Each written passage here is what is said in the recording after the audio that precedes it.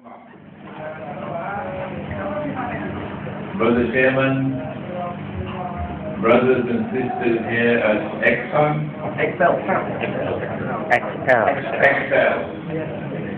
here in Jakarta, in beautiful Indonesia.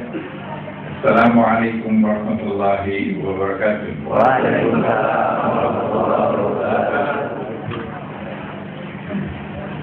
Our topic is Islam and the International Monetary Fund, IMF. And so we're talking about Islam and international monetary economics. But how come the speaker has this hat and this beard and this gown? Not supposed to be. Because ulama don't talk on these subjects. That's our problem today. That's our problem today.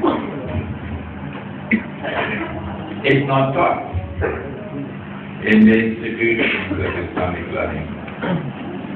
And so our ulama know nothing on the subject. And they are giving fatwa. We want to begin with that ayah of the Quran that was just recited.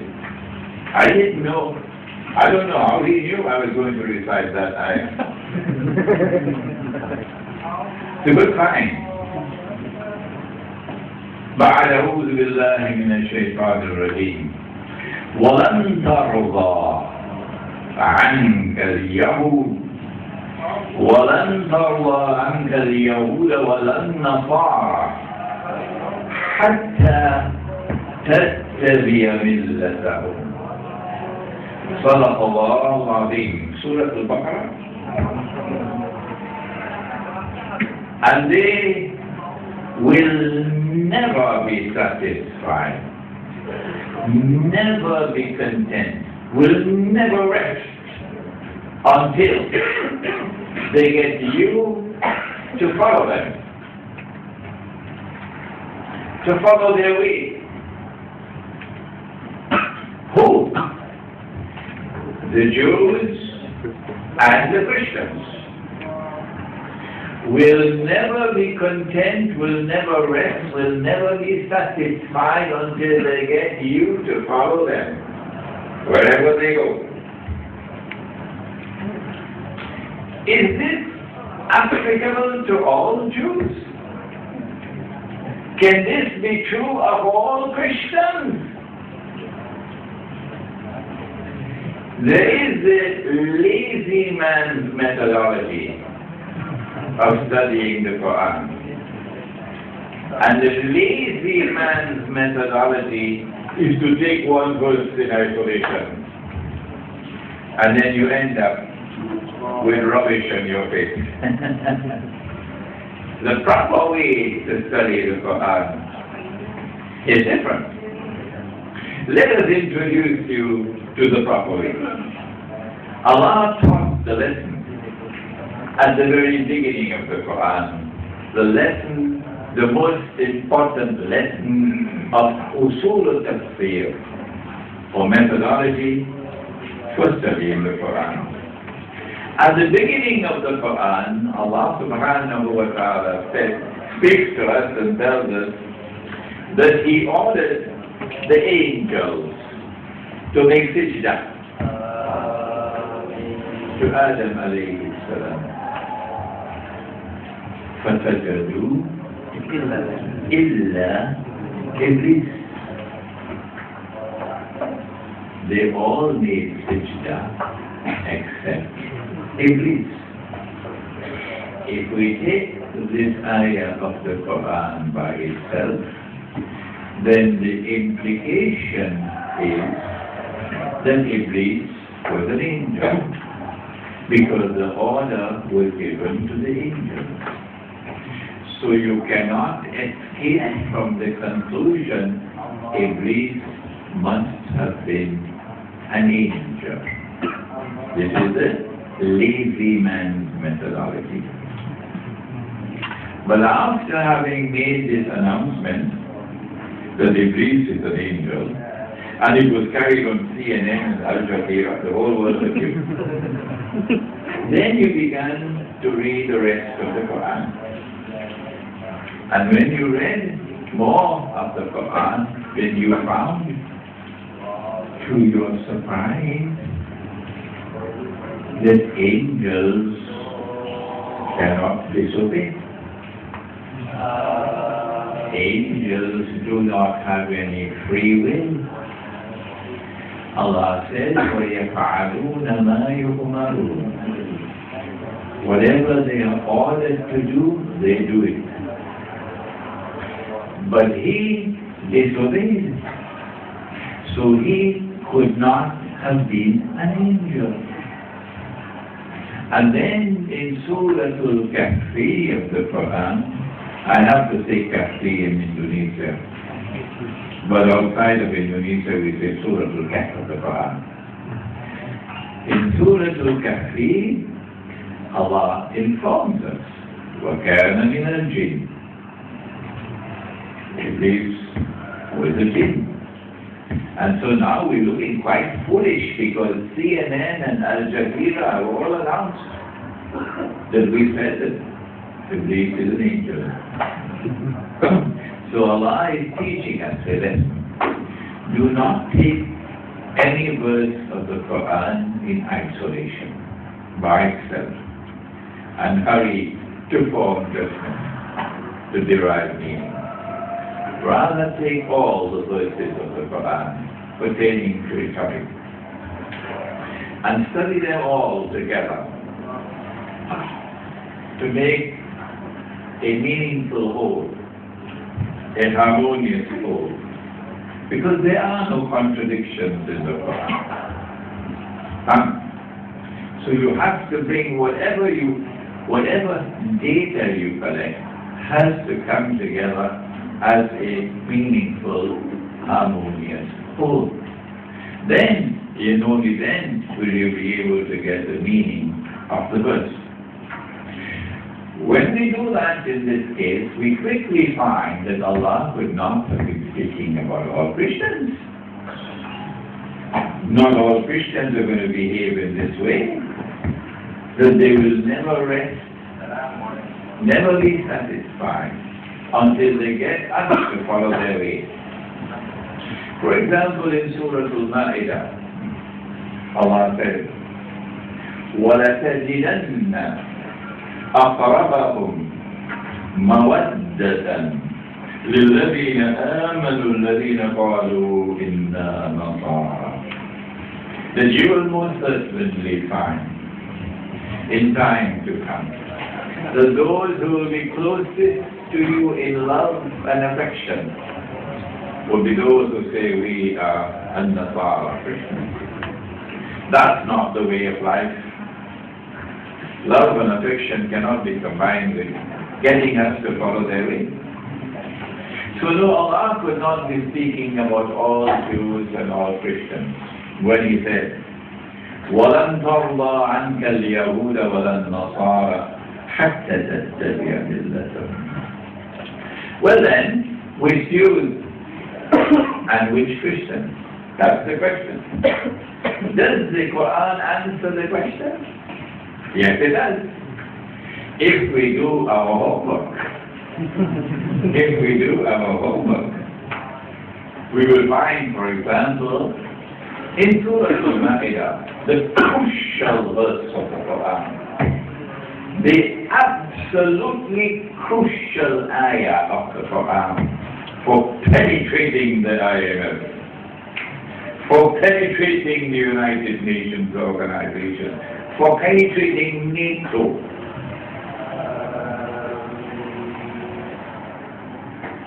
يا أيها الذين آمنوا, O you who have faith in Allah, لا تتخذوا اليهود والنصارى أولياء.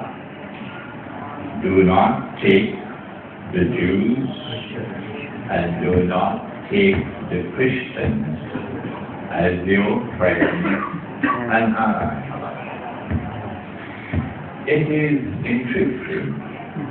If you go and look at all the tarjumah of the Quran, translation, and even when you go to the tafsir in Arabic, it will be interesting to you to find out what do they think about this ayah. That's your homework. Do not take the Jews and do not take the Christians as your friends and allies. Allah would not be speaking about all Jews and all Christians. No. Well then, which Jews and which Christians? The answer is right there in the words which follow. The answer is there in the words which follow. بَعْدُهُمْ أَوْلِيَاءُ بَعْضٍ. Meaning, do not take such Jews and such Christians as your friends and allies, who themselves are friends and allies of each other. In other words, the Quran is anticipating that a time is going to come, which of course has already come. A time is going to come when this is going to happen. There is going to be a mysterious reconciliation between some Christians and some Jews, and a Jewish-Christian friendship will emerge, and a Jewish-Christian alliance will emerge.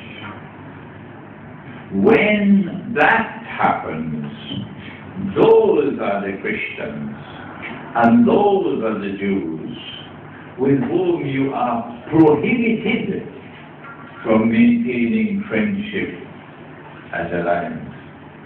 And those are the Christians and those are the Jews, not all, who will never rest, never be contented, never be satisfied until they get you to follow them.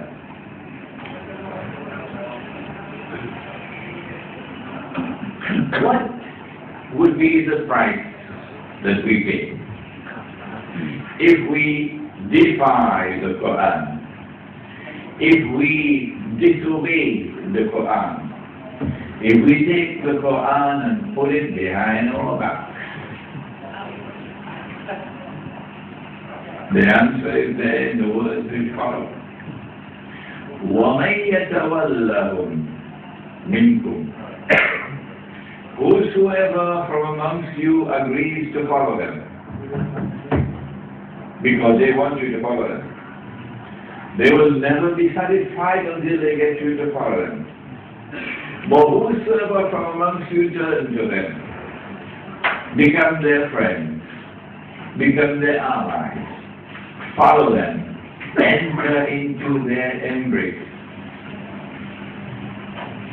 The price you will pay is that you lose your Islam. You now belong to them. Allah no longer recognizes you as a Muslim. وَمَنْ يَتَوَلَّهُمْ مِنْكُمْ فَإِنَّهُ مِنْهُمْ. These are simple words in Arabic that usually you will be able to understand. وَمَنْ يَتَوَلَّهُمْ مِنْكُمْ فَإِنَّهُ مِنْهُمْ. Whosoever from amongst you turn towards them with friendship and alliance, following them, entering into their embrace, you now belong to them. You are no longer a Muslim. إِنَّ اللَّهَ لَا يَهْدِي الْقَوْمَ الظَّالِمِينَ. Surely Allah does not provide guidance for a people whose trademark is zulm. Their trademark if they are a people of zulm, of wickedness. Has that alliance come into being? Yes, it has. Yes, it has. Today, it is known as the Judeo-Christian Zionist Alliance. But before the Zionist movement was established, it was still there. Before. For example, when the Pope in Rome started the Crusades, which of course were European Christian wars. Other Christians never joined in it. When the Pope in Rome started the European Jihad Crusades, guess who financed the Crusades? The Jews. So the Jewish-Christian alliance was already there in the making long before the Zionist movement was established. It is this Jewish-Christian alliance which overturned European Christendom. Europe, which had a political system which believed that political authority emerged from above, that it was Allah who legitimized you as king or emperor, and that the Pope was Allah's representative on earth. So the Pope would have to crown you for the people to accept you as king. This was Europe when it was Christendom. And then came the attack from the Judeo-Christian alliance. And European Christendom died and was buried. And modern Western secular civilization emerged out of its ashes. They did it. When modern Western secular civilization emerged, it emerged with an agenda to rule the world. The whole world. Every square inch of the world. The land, the sea, the air. Western civilization wants to take control of the whole world. There's a book I want you to read. It's written by a British historian, Arnold Toynbee. The name of the book is Civilization on Trial. Go to Google and type the name, Civilization on Trial. You get the book. It was published in the 1940s.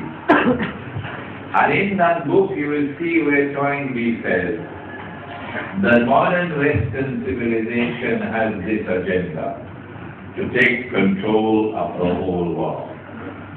Political control, economic control, military control of the whole world. When you find that passage, translate it for me into Bahasa. And then put it on the internet for the Indonesian people. Why do they want to rule the world? What does this have to do with the IMF? You understand the subject already? I don't need to do the rest of the lecture. Modern Western civilization considers themselves to be the chosen people. What? The chosen people? Yeah. The Jews say we are the chosen people. We are the superior people. All the rest of mankind are the Gentiles. A prophet, in order to be a prophet, must be a Jew. Can't be a cockroach. And you, Muhammad sallallahu ta'ala alayhi wa sallam, you're not a Jew, you're an Arab. How could an Arab ever be the equal of a Jew? Are you not? Huh? You got peanuts in your head. An Arab could never be the equal of a Jew, because we are the chosen of the Lord. To which Allah responds in the Quran, إِن زَعَمْتُمْ أَنَّكُمْ أَوْلِيَاءُ اللَّهِ مِن دُونِ النَّاسِ فَتَمَنَّوُا الْمَوْتَ إِن كُنتُمْ صَادِقِينَ أو كما قال.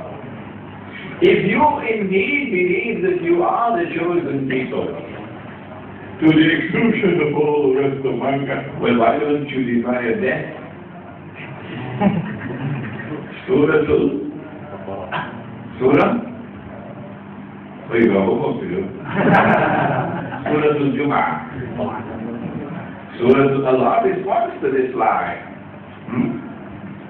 Until modern Western civilization emerged on the stage of history with this arrogant claim that we are the special people. We are the elite of mankind, and all the rest are natives. So we got to civilize these natives. And they're still doing it. Because the natives are now celebrating Christmas. Oh yes. And the natives tomorrow will be celebrating Halloween. Here in Jakarta. And they're going to be having Thanksgiving here in Jakarta. When that happens, get on your motorbike or get on your motor car and head for Kampung. Leave Jakarta to celebrate Christmas. And then they went with their armies and they conquered the whole world. They colonized the world, including Indonesia. But the Indonesians gave them a hard time. They had to take the leaders of the Indonesian Islamic movement and ship them to Cape Town. It was so hard. Everywhere else where the British went, the natives are speaking English. Where the French went, the natives are speaking French, sometimes better than the French themselves. But when they came to this Indonesia, the Indonesians wouldn't give up their language. And if you find an Indonesian speaking Dutch today, then I want to send him with a one-way ticket to the moon.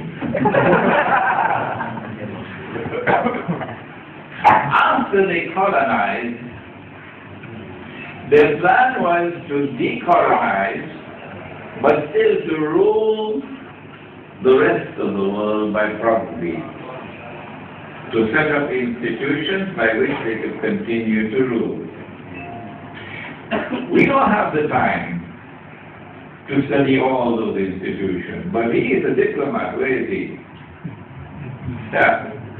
An Indonesian diplomat. He got to study this subject. All the international institutions which were established so that they could continue to rule by proxy.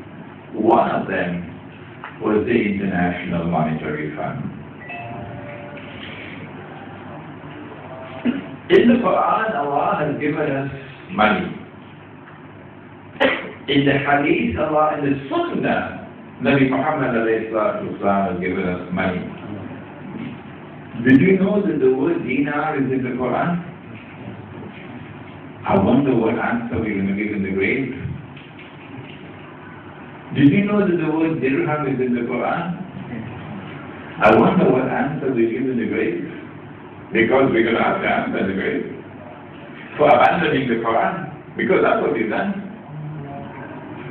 And when dinar and dirham were in short supply in Medina, what would they use as money? Dates. Kurma? Dates? Yes. Dates. Or wheat, or barley, or salt. But it was always precious metals, gold and silver. And only when gold and silver were in short supply would they use commodities of food consumption which had a shelf life, not mangoes, which were in abundant supply in the market, and which had intrinsic value. The value of the money was always inside the money, and it was a value created by Allah and not by a fellow named George Soros.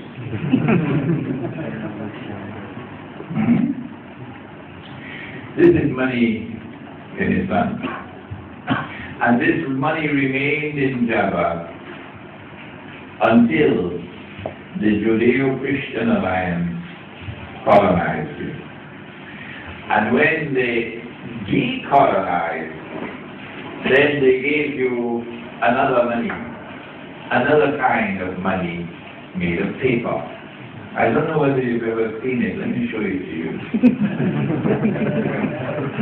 Let me show it to you. Here, if you've never seen it.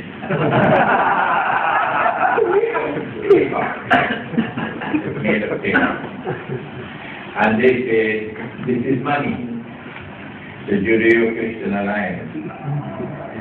And Allah says, وَلَنْ تَرْضَ عَنْكَ الْيَهُودَ وَالنَّصَارَ حَتَّى تَتَّبِعَ مِلَّتَهُمْ. And they will never be satisfied until they get you to accept their money and abandon your money. At the end of the Second World War, when they were winning the war, in 1944, I was born in 1942, so I was already 2 years of age. They gathered all the world together, those who were winning the war, in an international conference in upstate New York in a place called Bretton Woods. He has to study the subject very well as a diplomat. And in Bretton Woods, they fashioned something called an international monetary system. Never had a subject like that in history before. Monetary economics did not exist. No, because there was only one money. Gold dinar and silver dirham, that was the money of the whole world. But from 1697, I think, when the Bank of England was established, then they began to experiment with this in Europe. And then came the big colonial wars, and then the colonization, and then the discreet introduction of the paper in place of the gold and silver, and the ulama were taken for a ride.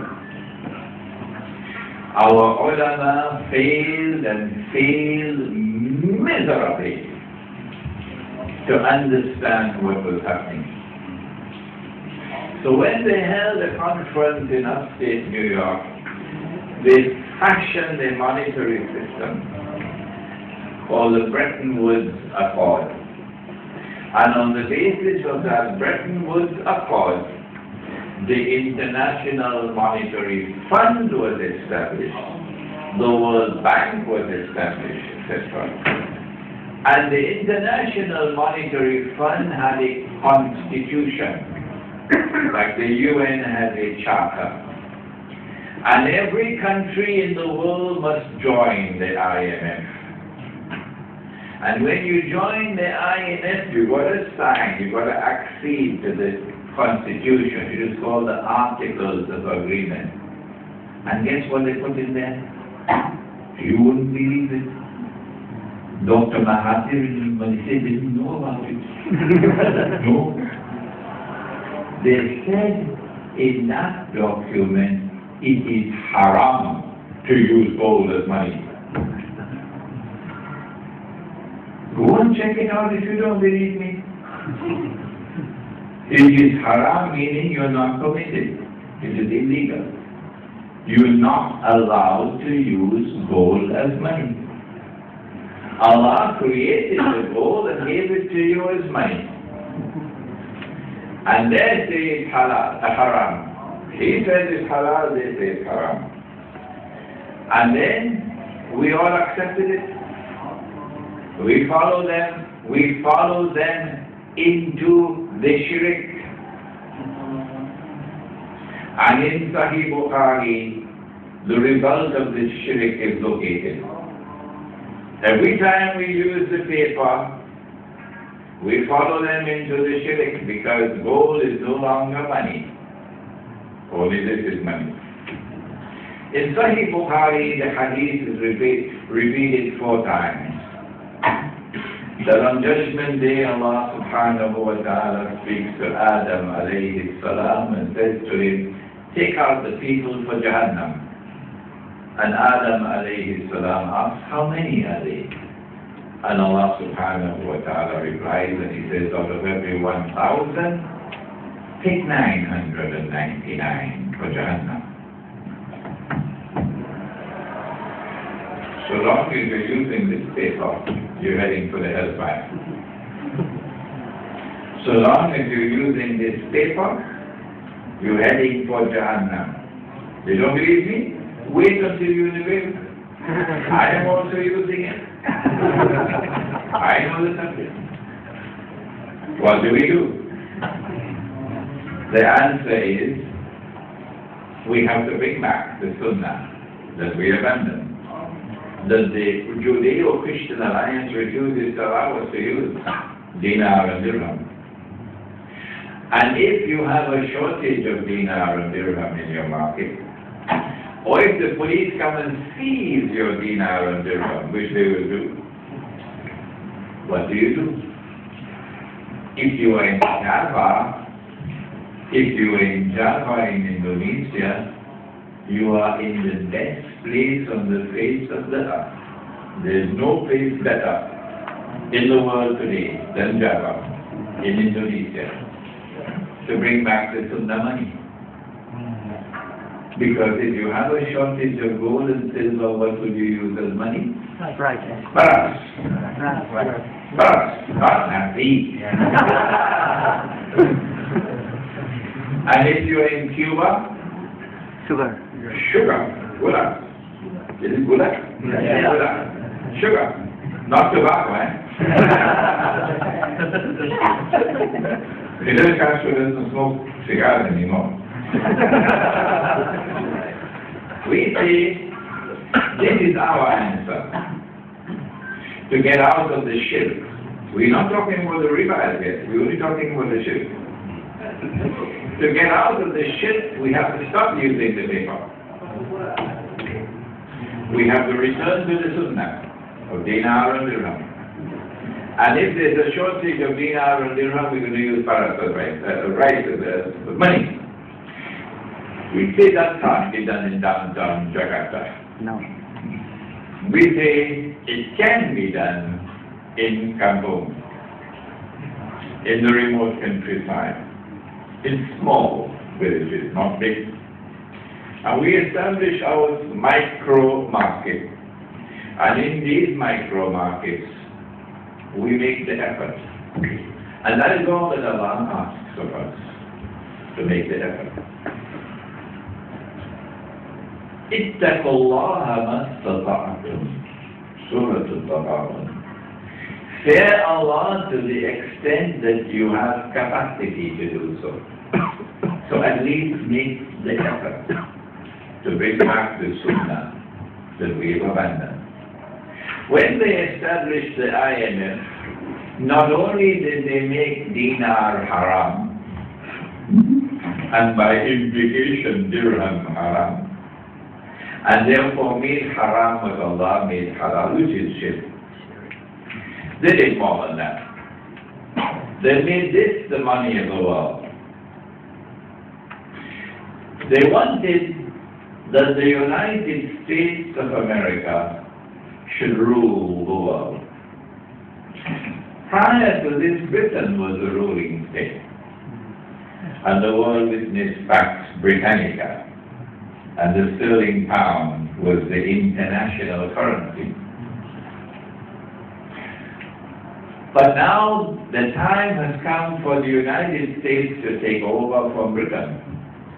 So Nadzar will move into stage 2.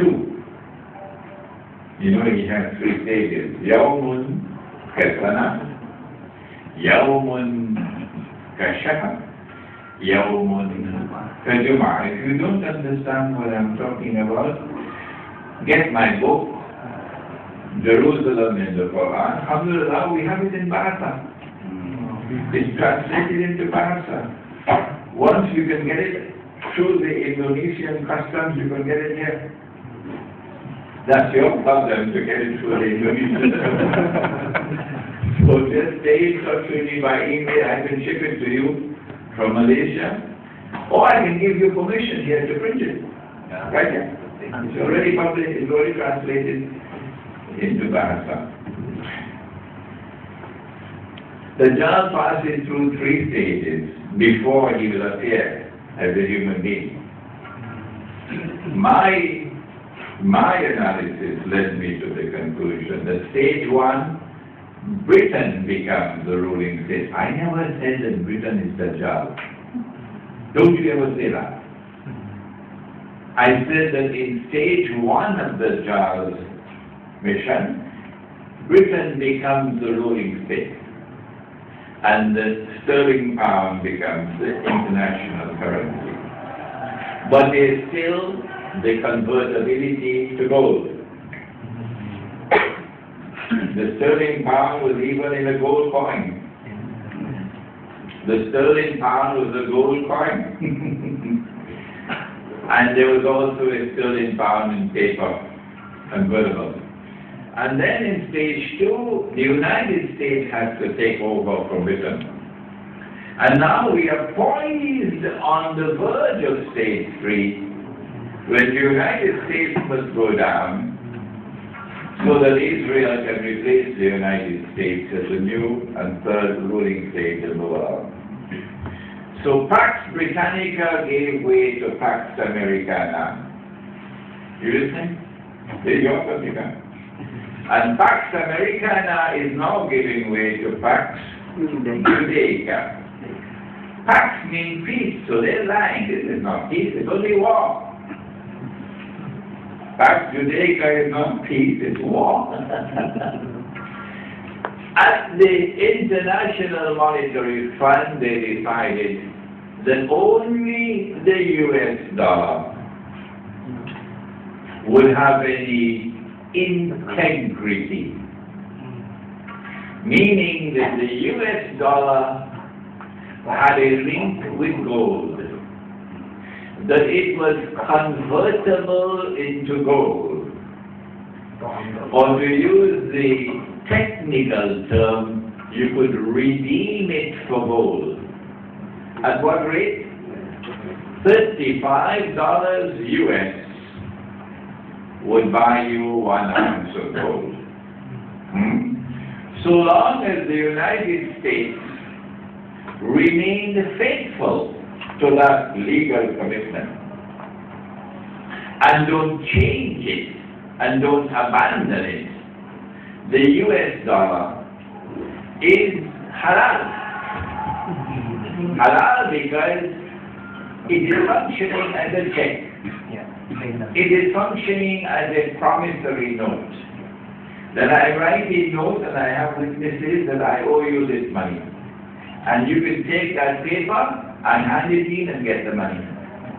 So the US dollar was like a promissory note, like a check. And you can go and cash it. 35 of them you can cash for 1 ounce of gold.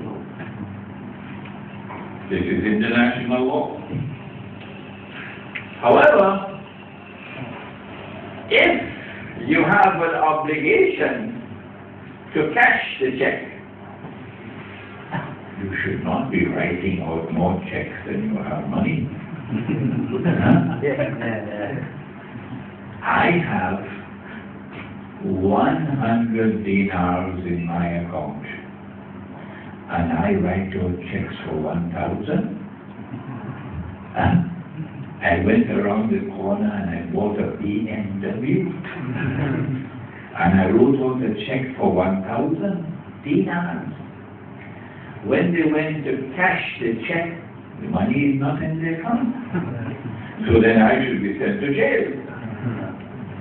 But the United States can't be sent to jail. Yes, that's what they did. This is fraudulent. This is theft, legalized theft. A people of morals and integrity don't behave like this. Only crooks behave like this. That you write out more checks than you have money in your account. So they printed more US dollars than they had gold. And the world was accepting the paper without seeking to cash the checks. If they had attempted to cash the checks, then the bank would bust. But nobody attempted to cash the checks. They did something else. They said only one paper, only one, will be redeemable in gold, that's the US dollar. So that the US dollar will become the king currency, the international currency. So the United States will be recognized as the ruler of the world. What about all the rest of the paper of the world? The rest of the paper of the world has no link with gold. Rather, the value of the paper is linked to the US dollar. So we've all now become stepchildren of Uncle Sam. We've all now become stepchildren of Uncle Sam because our money is linked to his money. My gosh, will the Ummah of Muhammad alayhi salatu wasalam ever become a stepchild of Uncle Sam? Will that ever happen? Will the ulama of Islam ever allow that to happen? No.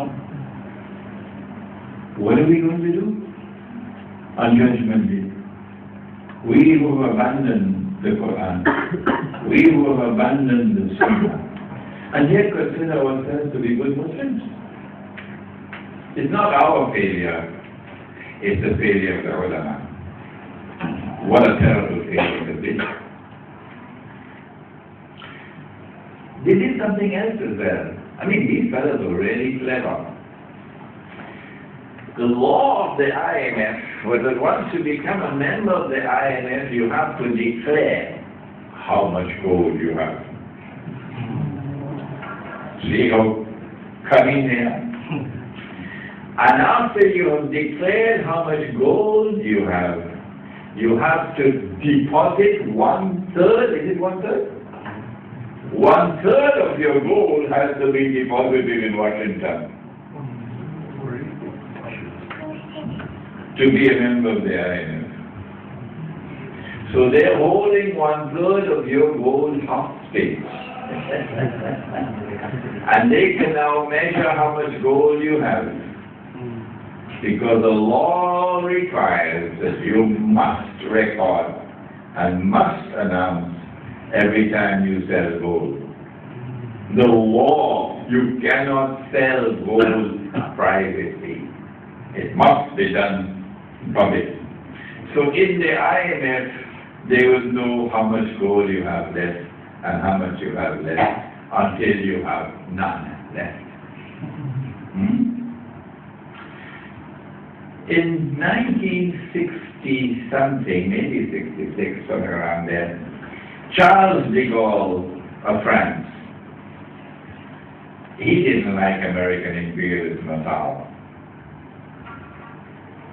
Even when John Kennedy married, what's her name, Jacqueline, took a French wife, became president, and took his French wife to Paris, it didn't break the ice. Charles de Gaulle was not at all happy with American imperialism. And Charles de Gaulle and Dr. Muhammad Mahathir, these are the only two. Charles de Gaulle recognized that this was fraud. And he stood up in the French National Assembly and he gave a lecture denouncing this monetary system as US imperialism. A few years after his death, I was told, France in 1971 went to Washington and asked for the gold. Here are the US dollars, we want the gold. Because the law, international law, required the United States to change the dollars for gold at $35 an ounce. Richard Nixon knew that the game was up. And so what he did was to tear up the IMF, the Bretton Woods Accord, and renege on the international obligation. And so we gave our word, but the American government doesn't have to keep its word. In Islam we have Surah Al-Ma'idah, and in the very first word, the very first verse of Surah Al-Ma'idah, you must honor your obligations. Very first verse. In Latin it's called Pacta Sunt Servanda. The treaty obligations must be honored. Otherwise the world is going to end up in chaos. And so since 1971, even the US dollar doesn't have this fig leaf of respectability. It's just naked. There is no link with gold.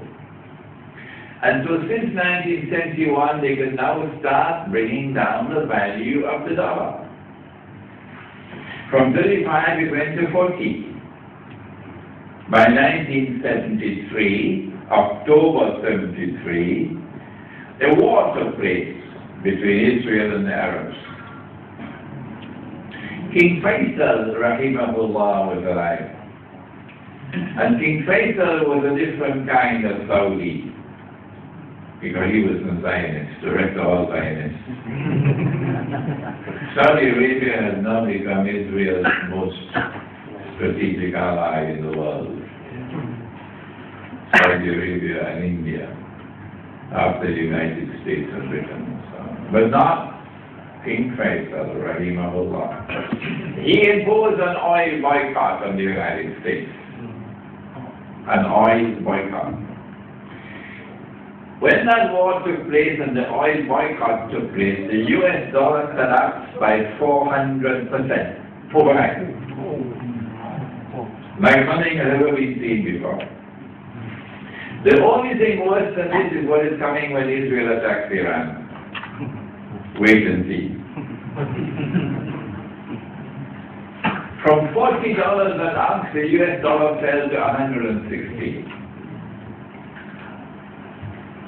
And then in January of 1980, the US dollar fell in the wake of the American intervention in Afghanistan. The Soviet Union invaded Afghanistan. And the US dollar fell to $850 an ounce of gold. Guess where it is today? About 1,700, I believe. About $1,700 to 1 ounce of gold. But as the US dollar fell, amazingly, all the rest of the paper money in the world were also falling with it.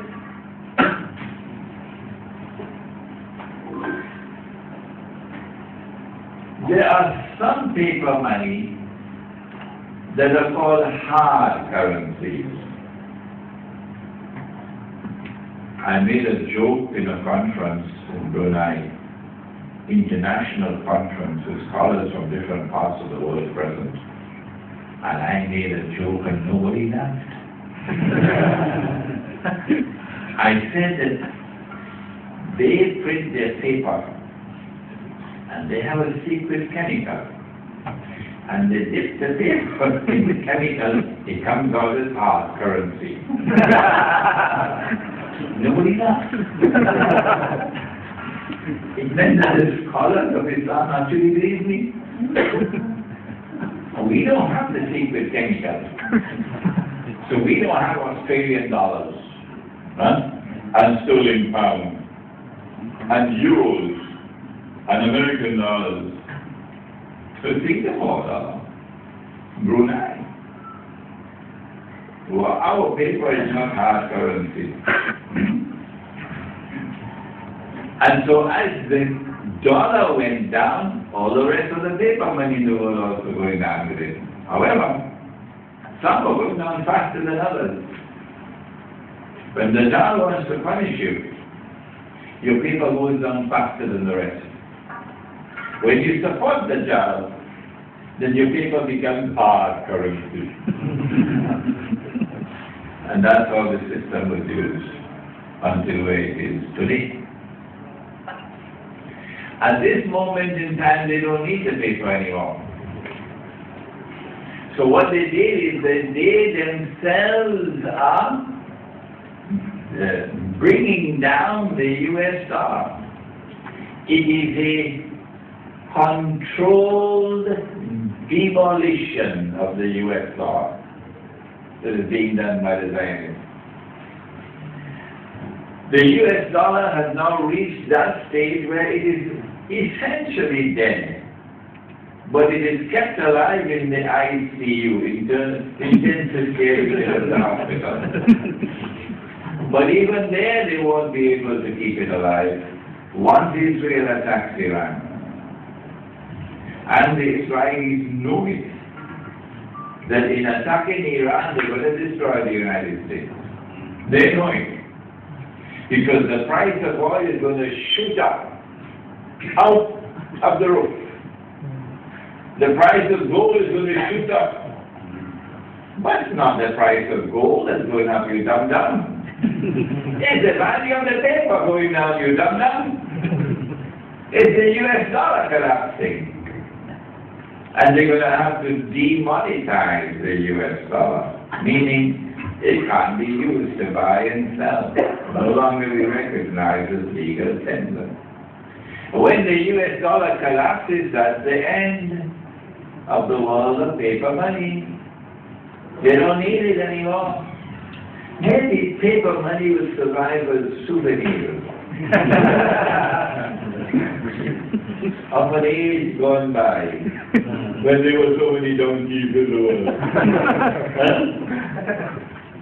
And the new money will replace it. The new money, of course, which Israel will now control. Absolute control. The new money is money that you can't see. Did you hear? Money you can't see. Money you can't touch. Electronic. Electronic money. And electronic money is created not by governments, but by banks. And it is not an anti-Semitic statement. No. It is a factual statement. The Zionists control the banking system in the world today. If I'm not allowed to make that statement, I might as well go and drive a taxi in Jakarta. It's a factual statement. So they are the ones who now will control money in the money supply system of the world. You can't take your money out of the bank. No. Try it. See what you can take out. There's no way to take out. It's electronic money. You can only transfer money from one account to another. That's all. You cannot take it out. You are trapped. You are trapped. The rope is around your neck. And if you dare to stand up to Israel, you lose your money. Yeah. They just have to type it out. And the others who stand up and support Israel, we recognize Israel. Oh yes, an Israeli embassy in Jakarta, an Israeli embassy in Kuala Lumpur, and we roll out the red carpet for the Israeli ambassador. Just don't touch our bank account, please. This is the Ummah Muhammad today. Nothing to laugh about, rather to cry if we have tears to cry. Electronic money is going to bring to the world the equivalent of a financial and monetary Guantanamo. I know about Guantanamo because Guantanamo is in the Caribbean. And I am from the Caribbean. I am from Trinidad. And Guantanamo is in Cuba. That is what is coming. with electronic money. And when electronic money takes over, you can't even buy masakan padang without their knowing it. They know every transaction that you make. They know how much you spend. They know where you spend it. They know when you spend it. They know how much you have left in your account. Never before in history has there or will ever be a more spectacular success in reducing all of mankind to donkeys. Yeah. مثل الذين حملوا التوراة ثم لم يحملوها كمثل الحمار يحمل أسفارا. Says Allah in the Quran, you have the book. Oh yes, you do. But you do not live up to your responsibilities and obligations to the book. It's just like a load of books on the back of a donkey. That's where we are today. My understanding, and I can be wrong, whenever I give my opinion, I will be disappointed if you accept my opinion. A good teacher doesn't want his student to accept every word he says. A good teacher wants to produce good students. And good students are those who will carefully examine. And only when they are convinced that an opinion is correct, only then will they accept it. So I can leave the world, the angels can come and take me away, knowing that I'm leaving behind students who are not donkeys. Who are not donkeys. My opinion is that probably they're going to wrap up the UN. They don't need it anymore. Probably they don't even need the IMF anymore when you have electronic money. Probably there's going to be only one currency in the world tomorrow. Only one. So no need to convert money from one currency to another. And so it facilitates Israel ruling the world from Jerusalem.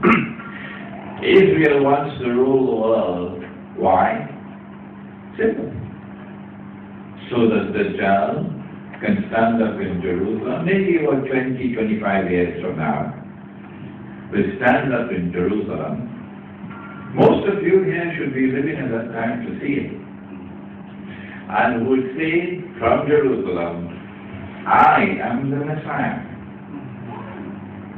And all these Judeo-Christian alliance will hail him as the Messiah. What about the Muslims? You and I would recognize him to be Dajjal. And we'll say you are not the Messiah, you are Dajjal and Messiah of Dajjal. But unfortunately, they are brothers, and they are my brothers, and I don't speak disrespectfully of them. No. They will say no. He cannot be Dajjal. Why? He's human. Because the Prophet said that Dajjal is going to ride on a donkey. And the donkey will travel as fast as the clouds. And the donkey will have his head stretched out wide. Where is his flying donkey? We will say, we recognize this as religious symbolism. وَكَذَلِكَ يَجْتَبِيكَ رَبُّكَ وَيُعَلِّمُكَ مِنْ تَأْوِيلِ الْأَحَادِيثِ.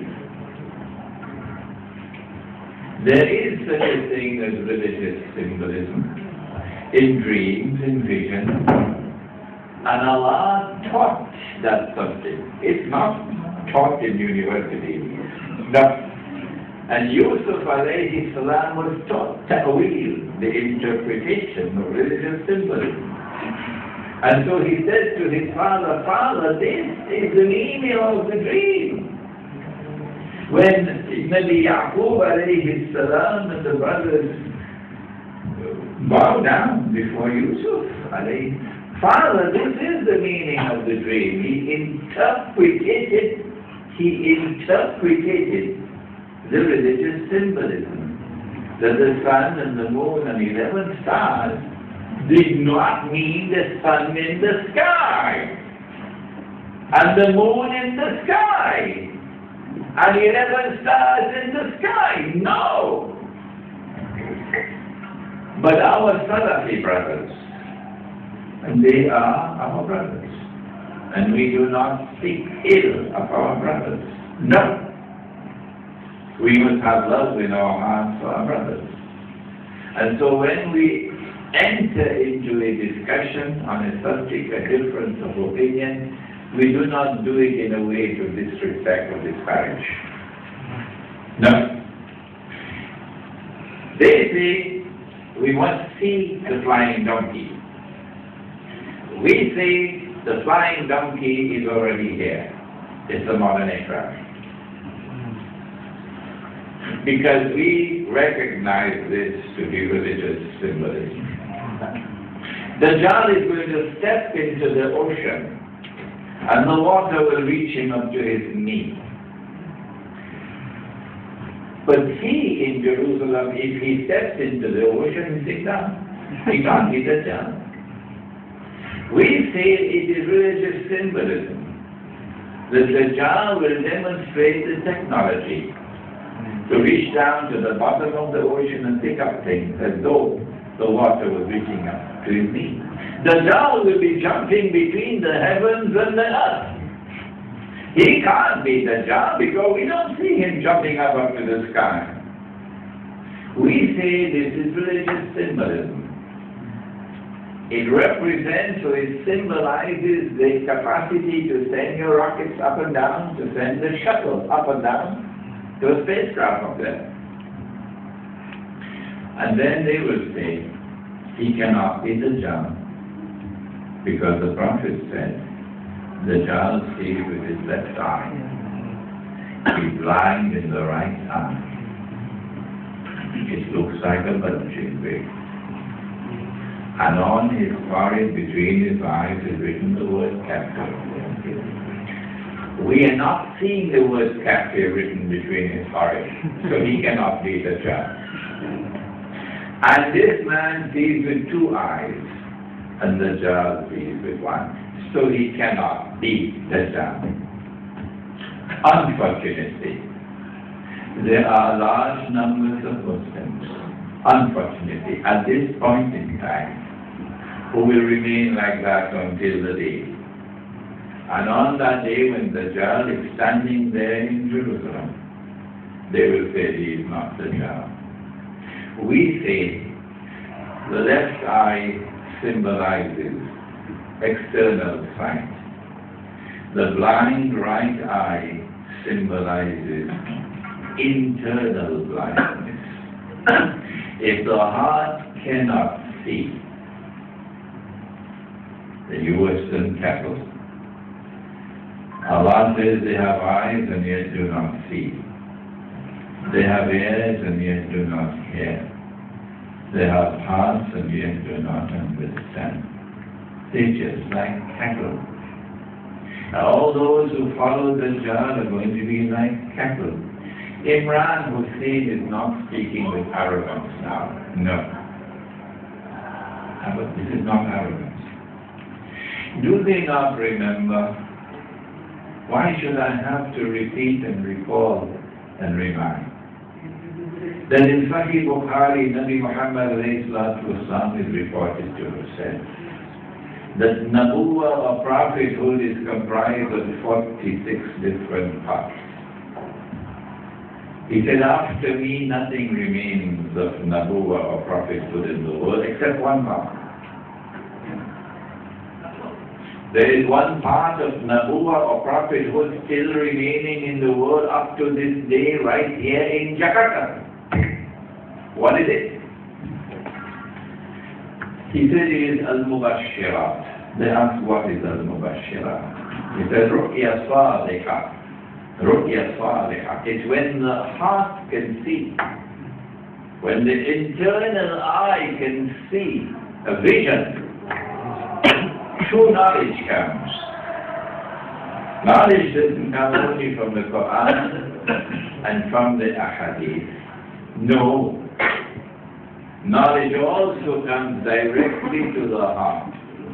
When Allah grants to the heart Ru'ya Sadiqa and Ru'ya Salihah, and that is the last remaining part of prophethood left in the world today. And in Surah Al-Kahfi of the Quran, Allah gave us the model of Khidr alayhi salam. وَعَلَّمْنَاهُ مِنْ لَدُنَّ عِلْمًا. Knowledge came directly to him from Allah. And if you want to find that man who is the most learned in the world in Akhirul Zaman, you got to go to Majma'ul Bahrain, the place where the two oceans meet. And may Allah bless Imam al-Ghazali, rahimahullah, who interpreted as religious symbolism. The place where the two oceans meet is not Atlantic and Pacific.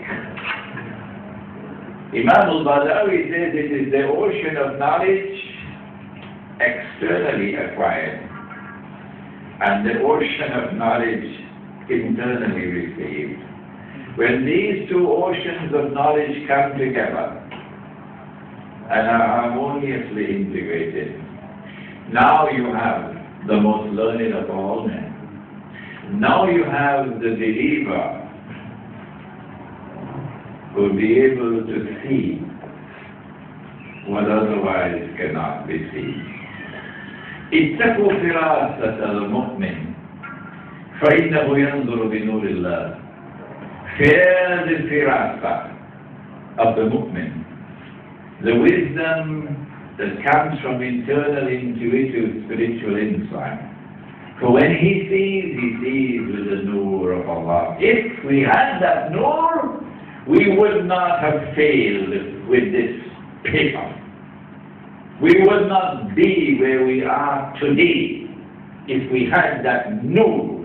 They would not have taken us for a ride, and we would not be slaves in the world today.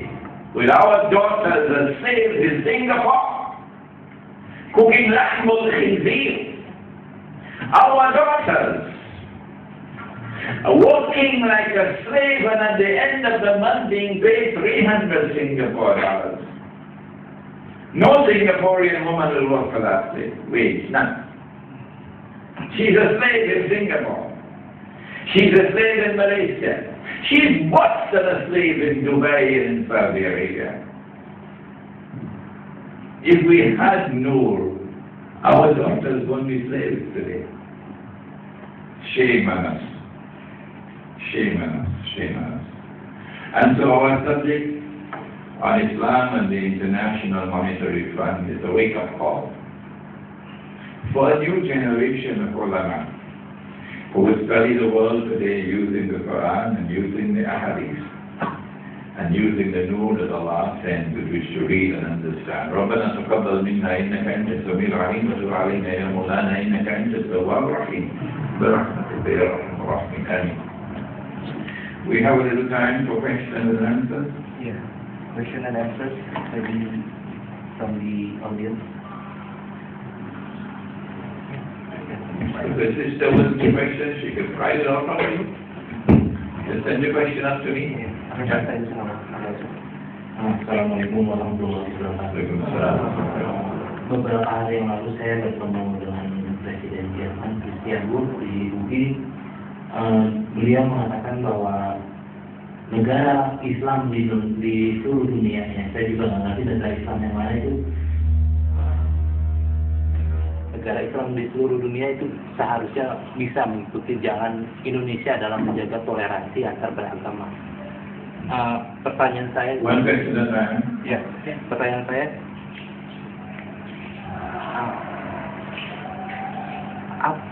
apa sebenarnya peranan Indonesia dalam Muslim Indonesia dalam pergerakan Islam secara global?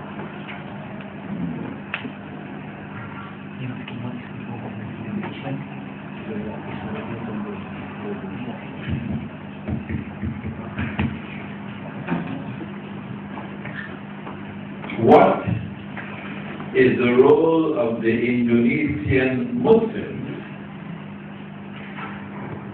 I cannot speak for those who abandon Allah and His Messenger and celebrating Christmas and New Year. But those who remain faithful to Allah and His Messenger, what is your role? I have already answered that question. I said those of you who live in the island of Java, not Sumatra, Java, you have more favorable conditions in Java than anybody else to bring back Sunnah money. There are many in Java who are talking about dinar and dirham. I know about it. They even minting dinar and dirham. I know about it. Why aren't they establishing markets?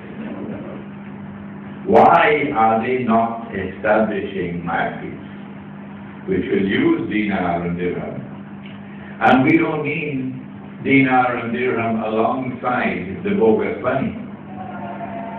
من رأى منكرا فليغيره بيده فإن لم يستطع فبلسانه وإن لم يستطع فبقلبه وذلك أضعف الإيمان.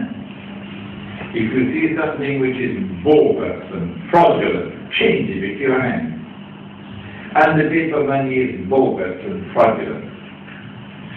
So in Java, you should build micro markets in the remote countryside. Not one, hundreds and thousands, and spread them all over. The Zionists are going to grind their teeth with anger.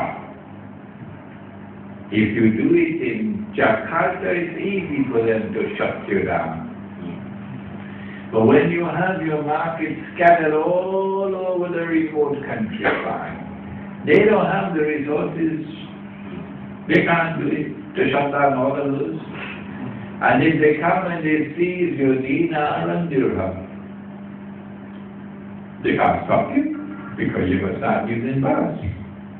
That's money. That's the answer. Okay, maybe one more question. My name is Jesse. I'm just curious. The biggest gold mine in Indonesia is occupied by the U.S. company that's called Freeport. I don't know, about 80 to 90% of Indonesian gold in Freeport in Papua. So do you have any links with this fact? Wherever there is gold in the world, the Zionists seek to control it. Wherever there is oil in the world, the Zionists seek to control it.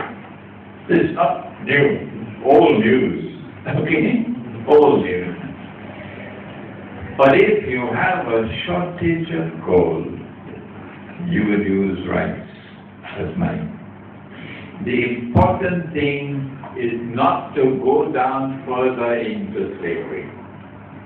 If you sit down where you are and do nothing, you're going to go down into further slavery. And Allah will not intervene to change your condition. إِنَّ اللَّهَ لَا يُغَيِّرُ مَا بِقَوْمٍ حَتَّى يُغَيِّرُ مَا بِأَنفُسِهِمْ. Allah will not intervene to change your condition unless and until you take the initiative using His guidance to change your condition. And I have given you the answer. You are better placed than any other Muslims in the world. You are to challenge the paper money. So go ahead and do it. Any more questions? Yes. One more. I read a book about the president of World Bank and about first they will approach the what you call it, the government, and the government corrupt, or the president will be, at the end the leaders who fight with them will be killed. So starting from corrupt, there is corrupt, and then approaching some community and then kill the leaders. So how I am surprised. You are here in Java. You know the subject better. Better than many people in the United States. I just came to Surabaya yesterday, and they displayed a level of sophistication in understanding the economic, the nature of the economic attacks, the nature of the monetary attacks, that left me astonished. John Perkins' book, Confessions of an Economic Aid Man, reached Surabaya already. So this is their methodology. They found one Saudi in their way, and he was assassinated. Faisal had established an alliance with Zulfikar Ali Bhutto, and he was gone. Ziaul Haq was their man, but then Ziaul Haq, something happened to his heart and he became our man. And then his aeroplane fell out of the sky. And so their favorite method is assassination. They just did that to our brother, the Sheikh, Anwar al-Laki, Rahimahullah. The reason why I am alive, of course it's Allah subhanahu wa ta'ala who determines when anyone will die. But the other reason is that I am not an Arab.